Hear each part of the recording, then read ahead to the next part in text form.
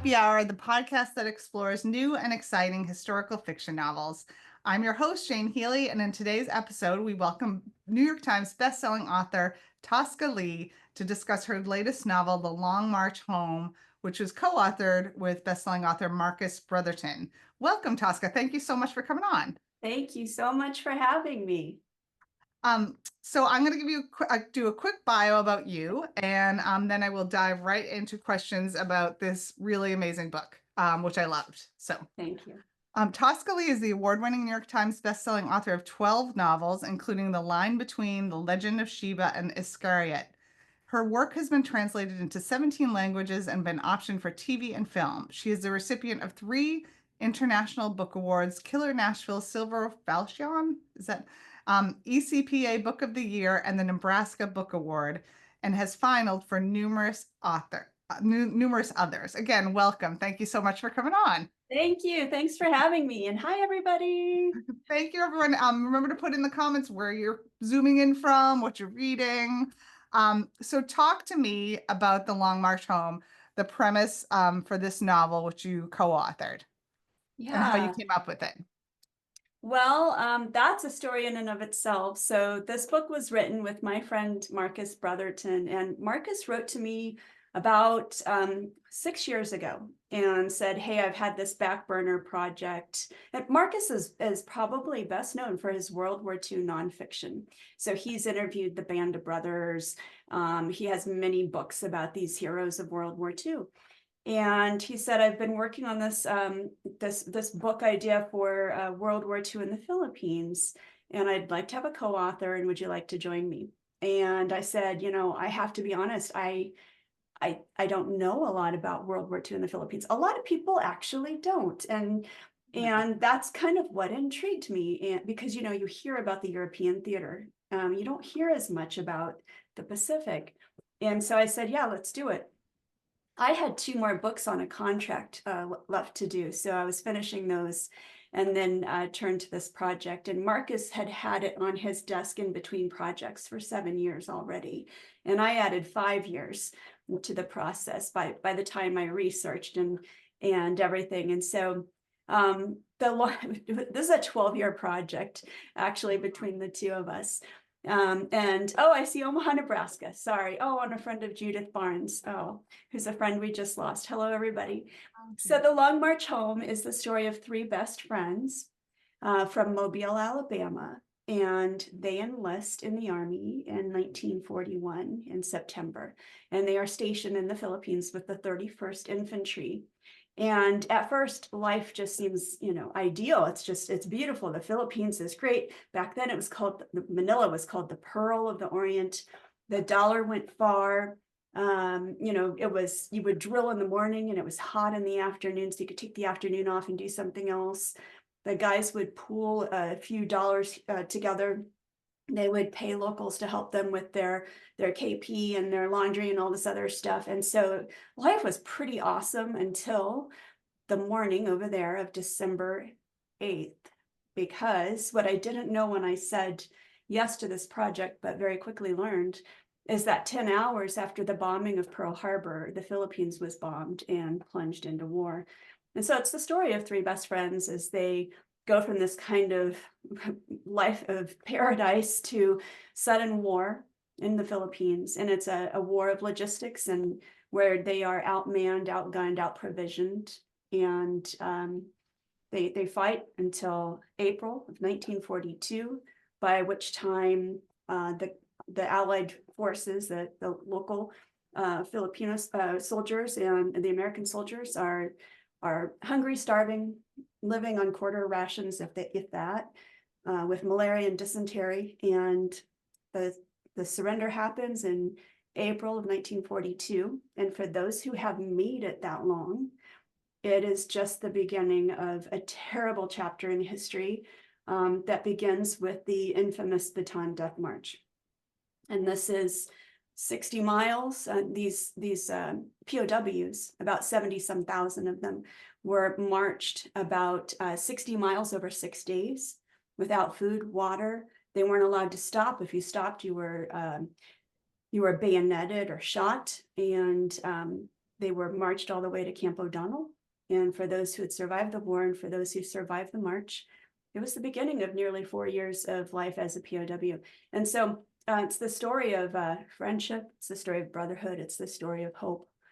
And and this book does have a dual timeline. So every few chapters, we go back in time to a simpler, nostalgic, uh, less complicated time when these guys are growing up as kids and doing the things kids do. So we get a chance to step back from the war, but also then we understand better why it's so imperative that all three of them survive together.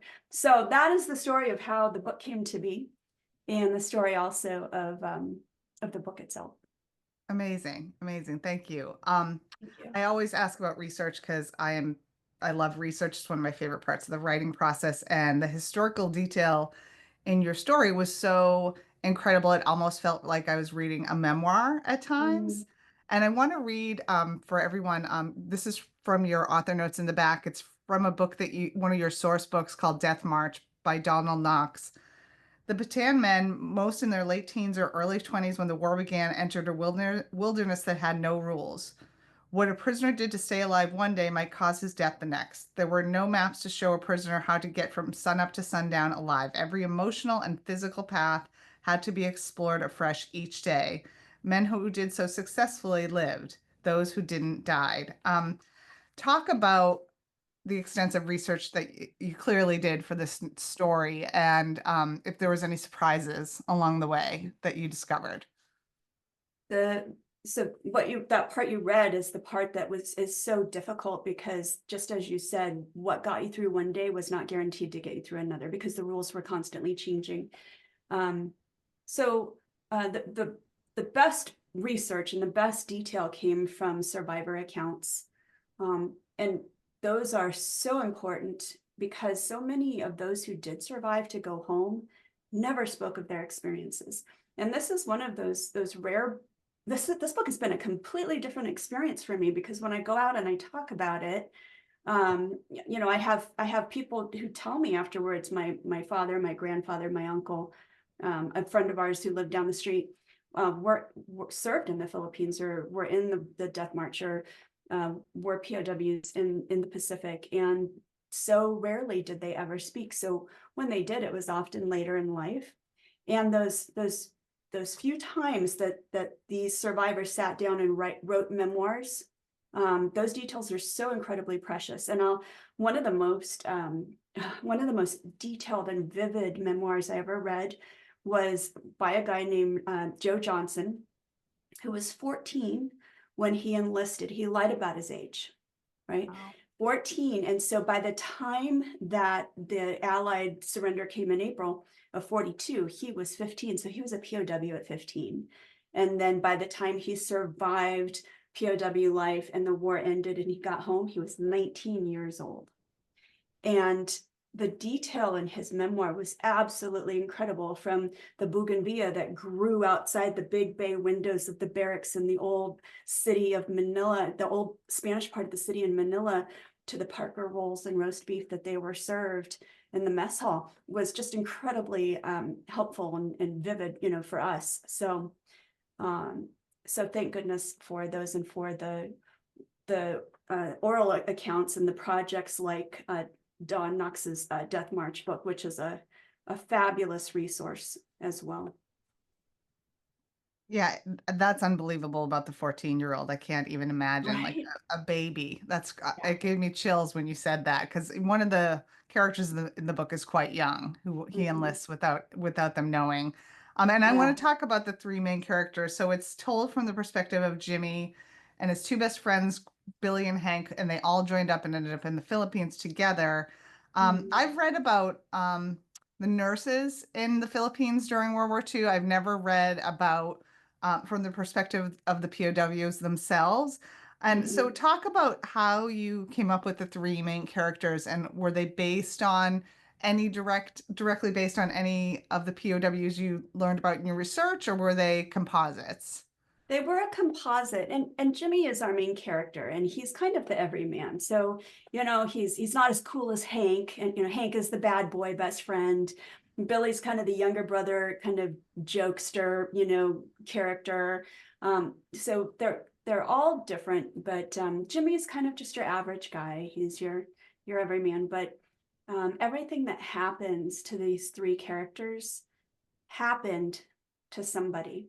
And and this is not a spoiler, and I won't say who this happens to, but one of the guys is debriefed towards the end and tells the story of what's been going on. And he's told, son, you're one lie away from a court martial because nobody could have survived all that.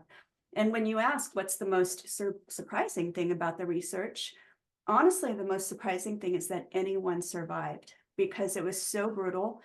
I mean, it was just like one chapter after horrible thing, and it is incredible that anyone came home, and those who did come home were often never the same.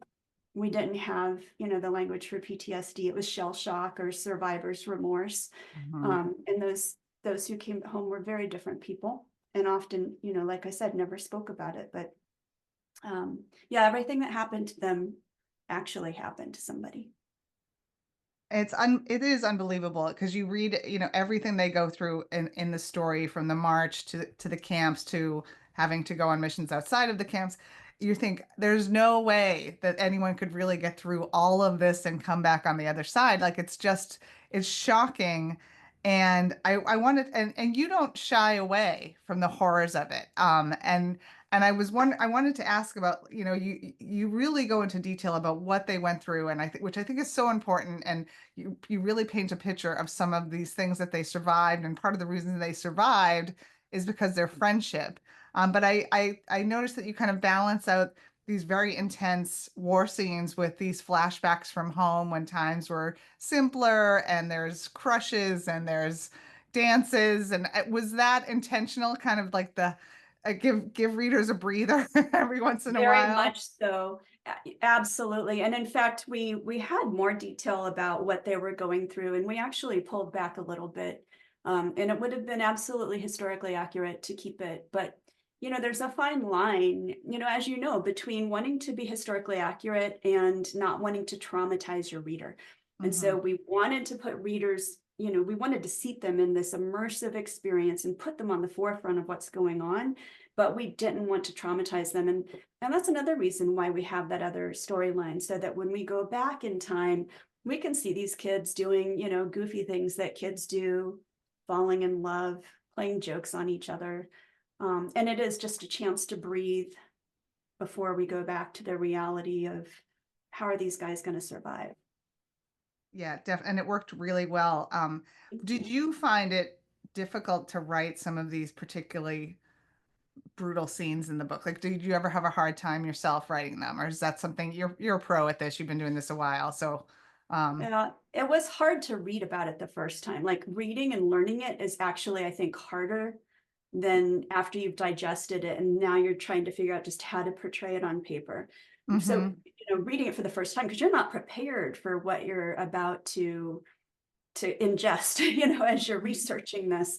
And I think the other thing is, we have twins, and our twins were the ages of these characters as I was working on my end of the book, as I was going through this the last, several years, they're 20 now, but at the time they were 14, 15, 16.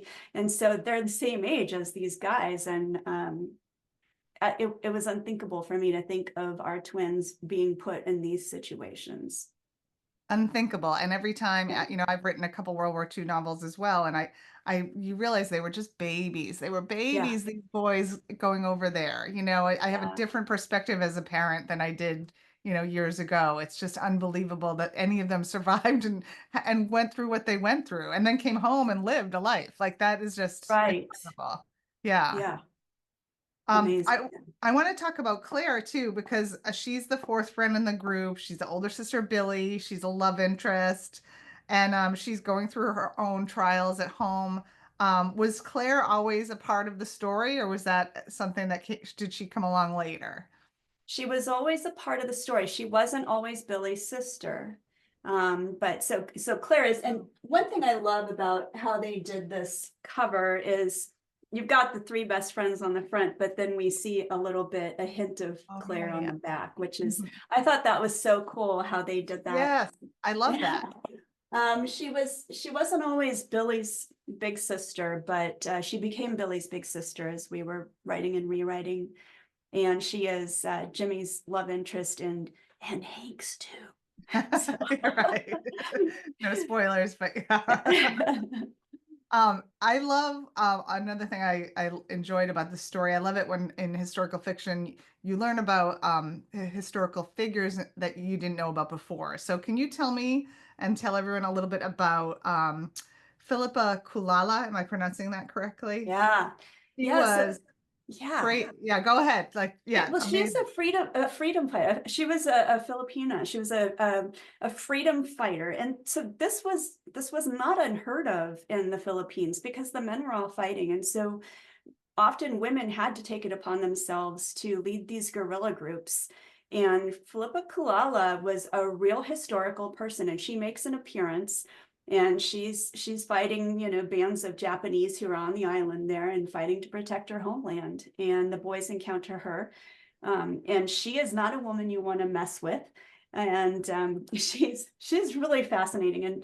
And it's so interesting because everybody's curious about her, and we get so many questions about her. But yeah, she's a fascinating character for sure.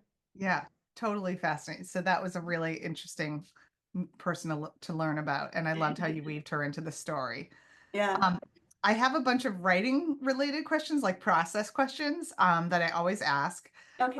The first one is, how do you strike a balance between fact and fiction in your story? And are there any strict rules that you adhere to overall? I really try to keep the anchors of historical details and timelines and all that stuff straight. That's important to me. I've established a reputation for my research, and I really, you know, want to honor that. I'm really paranoid about getting stuff wrong. So, you know, and we're not infallible, right? As writers, we just do our best. But I think the more historically accurate it is, the better the suspension of disbelief. So that's really important to me. As far as like the backstories and, you know, the personal stories, you know, that's all fair game for me. Um, my big thing is it has to be historically accurate, and then it has to be accurate to human nature because history changes, but people don't, right? Hmm. And all of our hopes and dreams and things like that, they're really not that different. So yeah, it just has to ring true humanity wise, I guess. Yeah, no, that's a And great point. Yeah, you know, the crazy thing is real life is always stranger than fiction. yes, yeah, And you know, like, so when you're researching, there's always this weird oddball stuff where you're like, what? And then it's like, can I even put this in there? Because nobody will believe this. Right. right. I mean, life is weirder. Life is So weirder. And yeah, you're life right. is And weirder. well, it's even like when they were describing at the end of the war what they went through, and people were like, "There's no way possible that you could have lived through Right. that." You Yeah. know? Right. Yeah, yeah, it's Yeah. incredible. Yeah. Um, what was it like? This is not the first time you co-authored a book, and so what is that process like? And do you enjoy doing that more, or do you enjoy writing on your own more? It's totally its own animal, right? So it's co-authoring, I find, often takes longer than it would take to write a book on your own Hmm. because there's so much time spent communicating. The process both times was very different. The first time I co-authored a trilogy with Ted Decker, and we built that series from the ground up.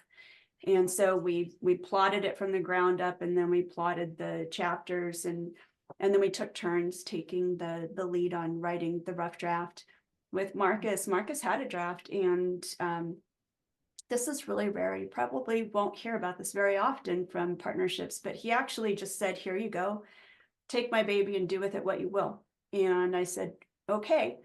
And so I did. I mean, I pulled it apart, I added, I took away, you know, moved stuff around, and I really appreciated that because it showed a great deal of trust for me. I will say that when you write with male co-authors, and I found this both times, oftentimes somebody will say, "Oh, it's so nice to see so and so bringing the action and Tosca bringing the romance and the feels and the emotion," and I'm like, "No, nope, nope, I don't do romance often, and for me, it's a little painful." I don't write the kissing scenes, I write the war and the other scenes, but there's a weird kind of funny assumption that the women write this and men write this, and Right. whenever I see a review like that, I just kinda Yeah. You're like, yeah, whatever. yeah, okay. Yeah. Okay, so you mentioned plotting, and so I always ask this question: Are you a plotter, or do you write from as a pantser, writing from the seat of your pants? And it sounds like you're very much a plotter. Is that for all your projects, or it kind of depends? Well, I have tried to pants and it has been unsuccessful. So I've learned I knew that from the get-go. When I wrote The Line Between, which was one of my thrillers, I thought that I could pants it, and that was my 10th novel. And I just made a big mess, and it ended up taking a lot of time to pull it apart and figure it out and line it up and put it back together. So I am a plotter, not like super detailed, but I need something, or I'll just go off in the weeds Right. somewhere. So, and I have friends who are pantsers, and I keep thinking, oh, maybe I can be like them, but nope. You Yeah, know, I know very well. I don't know how they do. I are don't know you how a they do plotter it. too? I am. I don't know how to do it without a map. It's too Yeah, terrifying. Yeah. yeah, yeah. And like you I said about the weeds, I feel like I'd be flailing around for too long and wasting I'd be time. flailing off on Mars or something. It's like, Right? and then I wasted so much time the time I did that. And actually the sequel was delayed because it took me so long to go in and fix it. So Oh, geez. Yeah, yeah. yeah. So you have to try though. Lesson learned, Yeah. right? Yeah, I won't try that again for a while. So you've written another thing I find so fascinating. You've written in all different genres, like mystery thrillers, supernatural, historical fiction. How is writing historical fiction different from the other genres you've written in? And do you have a favorite genre? Wow. In some ways, I don't think of it as very different because to me, I'm just trying to tell a story that will ultimately keep a reader up at night. And that's my one goal. I want to Mhm. keep you as a reader from going to sleep. That's big, and because that's what we all want in a great book. We all want a book that we don't dare put down and that we call into work sick for the next day. But um, I love all the genres. When I wrote The Progeny, which was one of my thrillers, and when I wrote The Line Between, I really wanted to see how much I could kind of amp the story up. And in the second book, it was my goal to amp it up even more, to take the sequel and speed it up even more. Historical, sometimes historicals paced a little differently because we have to get some more information in there. But I really love keeping the stakes high. I really love putting things in context. And I don't know, every genre is a kind of a fun challenge. And I love reading across different genres. So I think that's why it's fun to write across different ones. Very cool. Um, I know My we have agent some. hates it. Oh, I was going to say, yeah, because the agents like to put you in a box, right? So that's going to Yeah, be a yeah. little bit difficult My agent sometimes. at the time was like, "Could you just stay in one or two?" I was Yes, like, pick your lane, right? Yeah, "Yeah." but it's working for you, so good for you. I find it inspiring. I know we have aspiring authors in the audience, and now you, like I said, you're pro. You've published a dozen books. What is the best advice you can give them about writing and getting published, which are two very different things? Um, Yeah. Well, I'd say don't worry about the publishing part until you've done the writing part, especially if you're writing fiction. And I tell this to people all the time because it's so easy to kind of get ahead and think, how do I write to the market, or how do I market, or how do I get a publisher? How do I get an agent? And it's like, well, you really can't until you have a story. And by the time you have that, even if it's in a few months, the whole publishing world's going to change between now and then. So don't waste your time worrying about the publishing part yet. just spend your time writing the best story that you can write. And my best advice for that part, for the writing, is to write as though no one will ever read it. And the reason I say that is because it takes all the pressure off. You don't worry about that. You're not scared about your mom or your your shrink or whoever reading it, you Right, don't right. think about all that stuff. This is the advice I have to give myself too, because I get in my head, I'm working on a new one now, and I get in my head and like I get really bunched up about it. And at the end of the day, you have to go and you have to have fun spinning that yarn, and if you have a good time, other people are going to have a good time too. Then you go worry about polishing it, and Mhm. then you worry about all that stuff. That is excellent advice. As you were saying, and I'm like, I have to remind myself of that every day. Like when I'm drafting a first draft, like no one is going to see this one. It's okay if it's like terrible. I make notes to Right? myself. This paragraph is terrible. Fix it later. Like no one's going to read it yet. So yeah, it is. Yeah, it's a mind game. I think when you're trying to get It that is. first draft out. Yeah, yeah. Completely. And I think it becomes harder with each successive book. So if you're not published yet, you're still in this really cool protected space because you're not out there. You're not having to play super mind games with yourself because you already have a contract. You're take advantage of that. And I always say, write with all the moxie that you can, because you're setting the bar for how much moxie you're gonna, try to write with next time too. Yes, yeah. Also excellent advice. I totally agree. I stole this question from another podcast I was listening to because I really liked it. So, was there a book that you read growing up that made you think, I want to do that? I want to write stories. I want to be a novelist. Mm. I this is like a long time ago. I read a book when I was a teenager called Clan of the Cave Bear. Oh, So, and that's, Clan of the I like this is the do. 80s. and that book so inspired me because the depth of detail. So the Clan of the Cave Bear is about a young woman growing up in like prehistoric times and Hmm. coming up with prehistoric tools and in living with early, early groups of early man. And the research was so incredible. And the human relational part was so incredible. It wasn't dry at all. It was very relational. And that book actually really, I wrote a book about Eve, as in Adam and Eve, and called Haba. And that Clan of the Cave Bear really inspired me in the writing of Eve. And I think it just made an indelible mark on me, um, because it was Yeah, so in depth. Yeah. And that it was, was like I said, really, in the 80s. it was really in depth, and that was a kind of a huge book. Like that kind of, right? I It think it was. did really well. Yeah, yeah. Yeah. I remember that one. Yeah. Um, I have two more questions, and then I'm going to take questions from the audience. We already have a couple, but if you have questions for Tosca, put them in the Q&A or the webinar chat, and I will ask her. Do you want to talk about what you're working on right now? Yeah. So I'm doing another historical. This one is back a few hundred years. So I'm doing a story about the European witch hunts, and it's set in the late 15th century in Europe, and it's another one of those, like you think of witch hunts and you think of Salem, but there's other theaters where this happened, and in fact, in Europe for about 200 years, the death toll of the witch hunts was somewhere between probably 40,000 and 400,000, mostly women over about 200 years. So there was a lot that went on that we don't see as much in fiction.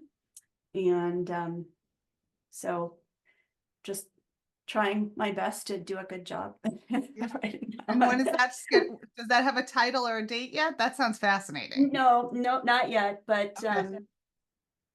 Oh, well, we good don't have luck. a publisher for that one yet, just working on the early stuff. Oh, So I love the premise though. That's a great, great premise. thank you. Um, how can readers best keep in touch with you, and do you Zoom with book clubs? Double question. I love Zooming with book clubs. I adore book clubs, not just because readers are so fun to spend time with, but as an author, you and I know book clubs are our bread and butter. And so I'm grateful for every single book club that reads a book of mine.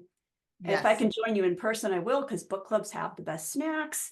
they But if do. I can't get there in person, I will definitely Zoom. I'm on Facebook, Instagram, uh, X, Twitter, kind of. Um, my newsletter, you can sign up for that on my website. Most people follow me on Facebook and Instagram, mostly to follow my dog. What I kind of have dog do you have? I have a 160-pound German Shepherd, so he's this Oh. giant behemoth, like Jurassic dog. I asked for a purse dog, and No. had 3 boys at home and a husband, and I got outvoted, and so he's more popular than I am on my social media, and that's okay. It's fine. Does he have a Halloween costume? No, he is the Halloween costume. Yeah, that's right. 160 pounds of love. Yeah. Yeah. Okay, we have a couple questions. Sharon Person, hello, Sharon. What was the most shocking thing you found in your research, and did you use it in the book? Well, as I said, one of the biggest things is that anybody made it through it, that anybody survived it all. I think one of the things is just this, like, it never stopped. And at one point, a lot of these POWs were transported to mostly Japan to work in mining camps. They were transported in ships that were not marked as having POWs. Japan had not ratified the Geneva Convention, so they were not abiding by certain rules, and they had not marked the ships as having POWs, and so they were actually bombed, and they were hit by American allied forces, and some of them sank, and many of these prisoners um, died in that way. And so the fact that these guys could not catch a break, No. and then they were doing slave labor in these mining camps. So that, I mean, there's torture, there's extreme malnutrition. I will say though that one of the common threads is that those who survived often had a friend to help look after them. And so this theme of friendship was so incredibly important to the survival of those who were able to make it. Hmm.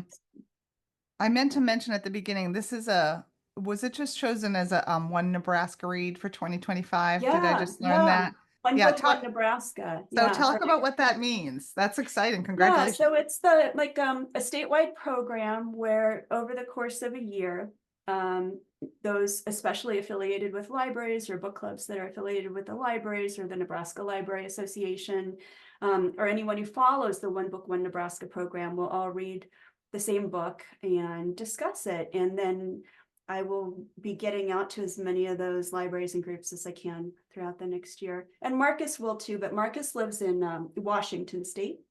So Okay. he'll be zooming in, and I'll be trying to get to as many as I can in person. Well, congratulations. That sounds amazing. That will Thank be you. really cool year. Thank you. Um, Lynn Hanman has a question. I was privileged to have read The Ark. Although it was not my first exposure to the Japanese prison camps, it was so intense that I had to take several breaks. It was so powerful. I Mhm. agree. I kept thinking about how difficult it must have been to write this. You talked a little bit about this already, but can you comment on your personal experience on writing those parts? Yeah, I mean, honestly, just learning about it was the hardest part. Once you've kind of digested it and kind of, then you think about how best to put it on the page. I will tell you, I cried a lot writing these scenes.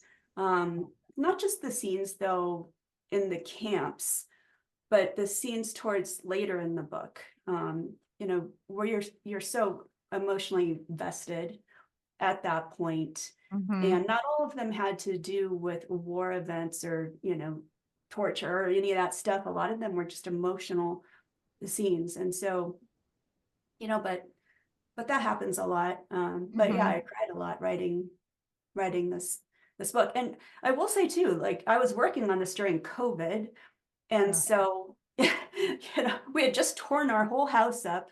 We literally had a toilet sitting in the middle of the basement.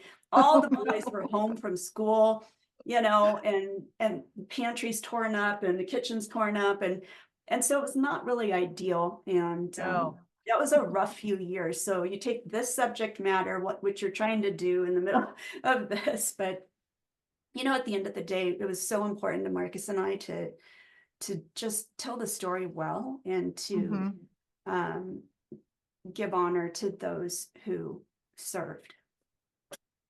Absolutely. And you did it so well. Tim Hayes has a question. Did you have anyone in mind when writing this? Was it autobiographical? Were they written about to show the horror of wars? I think yes, definitely we wrote about the horror of wars, and you said you wanted to write about, I mean, I like you talked about in the beginning, I don't know of many books many novels that cover this part of the World War II history, not many American novels. Like I There's said, not a lot. there's a We couple. looked because we had to look for comps, for our Yeah. proposal. So when you try to sell a book to a publisher, and we did not have a contract and we did this. So we did Oh. this on our spare time on spec, which means, we didn't have a contract, we didn't get paid anything, we didn't know if we'd sell it even. So we were writing this just as a kind of side project, hoping we would be able to Hmm. sell it. Wow. Um, yeah, but so when you write your proposal, the publishers and agents want you to give comparable titles. They're books that are Mhm. similar, but we really had a hard time because there just are not a lot of novels about World War II in the Philippines.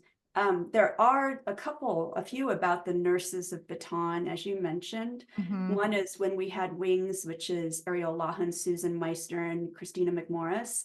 Mhm. And so there's a few like that, and there's some nonfiction books, but it is hard to find some, Yeah, about yeah. the actual war.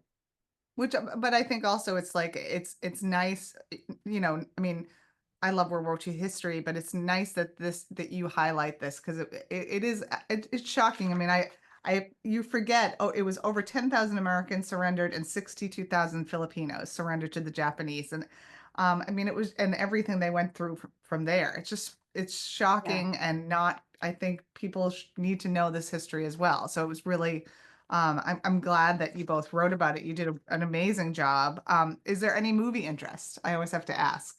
Not yet, but not for lack of trying. And Carol, I see Carol has John Grisham he does have a part of a book is about this. I think he had a survivor of this. Was that The Reckoning, or I'm trying to think of which book that was.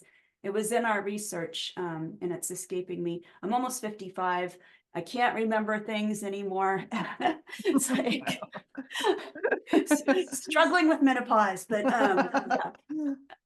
Was it yes, we remember that because we were looking at that. I actually wrote to John Grisham when we were doing this, and he was very kind. Oh, So nice. It's always nice yeah, to hear that, yeah, like, he's huge, so that's nice to yeah. hear. Yeah.